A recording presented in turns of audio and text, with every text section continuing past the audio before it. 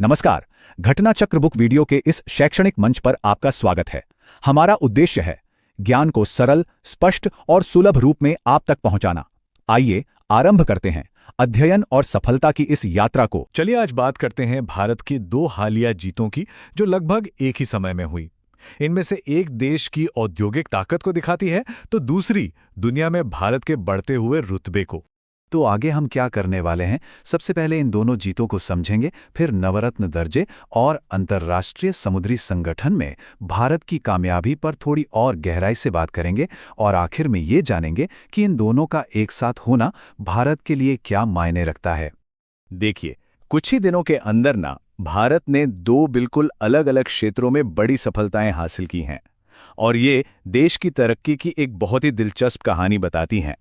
ये जो दोनों जीते हैं ये भारत के दो अलग अलग ताकतों को दिखाती हैं। एक तरफ है हमारी घरेलू औद्योगिक शक्ति, जहां नुमालीगढ़ रिफाइनरी को नवरत्न का दर्जा मिला, और दूसरी तरफ है हमारा वैश्विक कूटनीतिक प्रभाव, जहां भारत अंतर्राष्ट्रीय समुद्री संगठन परिषद के लिए फिर से चुना गया। तो चलिए सबसे पहले बात करते हैं घरेलू मोर्चे पर मिली इस शानदार सफलता की, जो भारत के सार्वजनिक उद्यमों के लिए वाकई एक बड़ा मील का पत्थर है।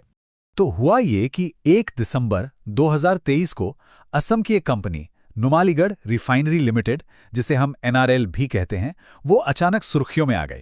तो सवाल उठता है कि ये नवरत्न दर्जा आखिर है क्या? देखिए, ये भारत सरकार की तरफ से सबसे अच्छा प्रदर्शन करने वाली कुछ चुनिंदा सरकारी कंपनियों को दिया जाने वाला एक बहुत ही प्रतिष्ठित सम्मान है। मतलब इस दर्जे के मिलने से उन्हें अपने काम और पैसों से जुड़े मामलों में ज्यादा आज़ादी मिल जाती है, जिससे वो और तेजी से बड़े फैसले ले सकें और आगे बढ़ सकें। और ये सम्मान कितना खास है, इसका अंदाजा इसी बात से लगाया जा सकता है कि NMRL, ये प्रतिष्ठित दर्जा पाने वाला भारत का सिर्फ 27वां केंद्रीय सार्वजनिक उपक्रम बना है। इस खबर की पुष्टि भी हो गई जब खुद केंद्रीय मंत्री हरदीप सिंह पुरी ने इसका ऐलान किया। तो ये NRL की एक बहुत बड़ी उपलब्धि है, जिस पर आधिकारिक मोहर भी लग गई। अच्छा, तो ये तो हुई देश के अंदर की बात।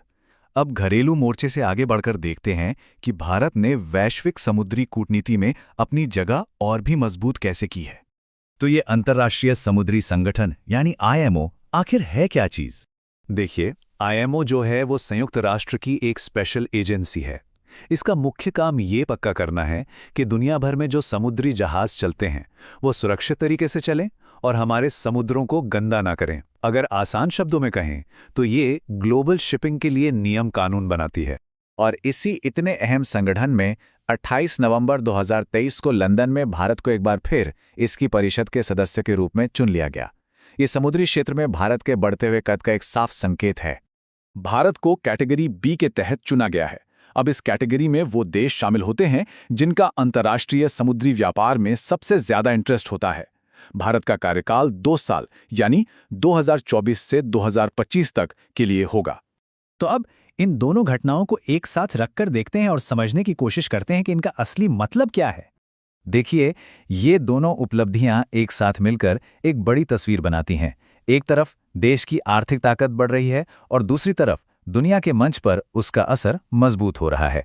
ये एक बहुत ही शक्तिशाली कॉम्बिनेशन है। और ये सब कितनी तेजी से हुआ, ये भी देखिए। 28 नवंबर को ग्लोबल जीत मिली और ठीक 3 दिन बाद 1 दिसंबर को देश के अंदर एक बड़ी कामयाबी हासिल हुई। ये दिखाता है कि भारत में एक साथ कई मोर्चों पर आगे बढ़ने की क्षमता है। तो सवाल ये उठता है कि ये जो दोहरा प्रदर्शन है, मतलब एक तरफ घरेलू औद्योगिक शक्ति और दूसरी तरफ वैश्विक कूटनीतिक प्रभाव, ये भारत के भविष्य के लिए क्या संकेत देता है? खैर, ये निश्चित रूप से एक ऐसे राष्ट्र की तस्वीर पेश करता है जो पूरे आत्मविश्वास के साथ दोनों ही मैदानों में अपनी जगह बना रहा है।